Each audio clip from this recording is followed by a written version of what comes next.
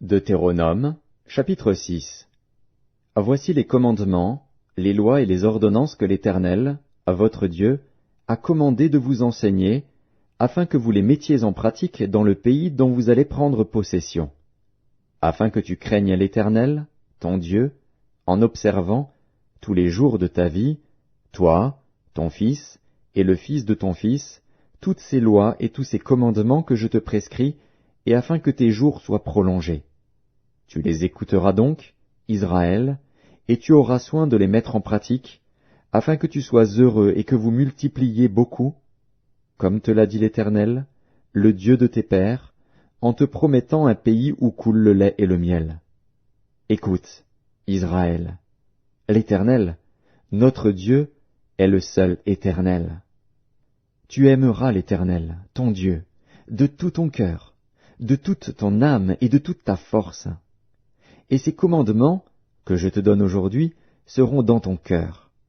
Tu les inculqueras à tes enfants, et tu en parleras quand tu seras dans ta maison, quand tu iras en voyage, quand tu te coucheras et quand tu te lèveras.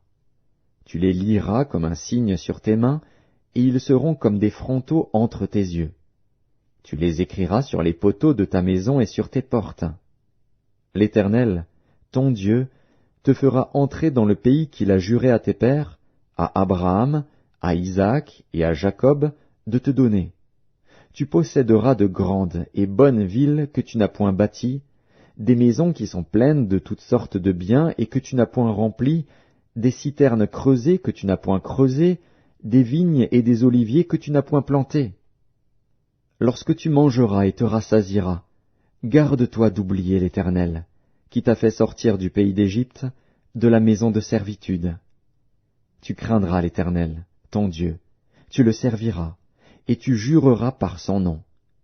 Vous n'irez point après d'autres dieux, d'entre les dieux des peuples qui sont autour de vous. Car l'Éternel, ton Dieu, est un Dieu jaloux au milieu de toi.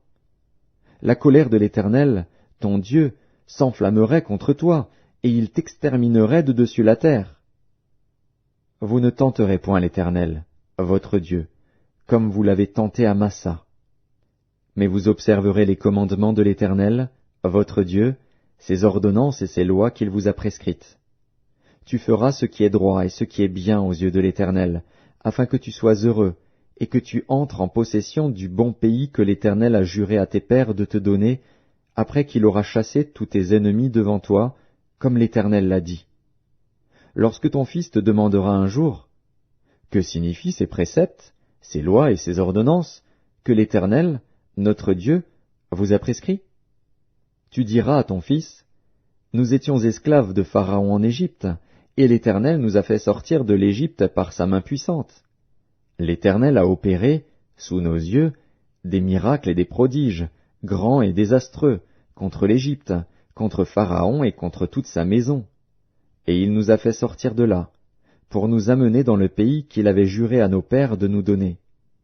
L'Éternel nous a commandé de mettre en pratique toutes ces lois, et de craindre l'Éternel, notre Dieu, afin que nous fussions toujours heureux, et qu'il nous conservât la vie, comme il le fait aujourd'hui.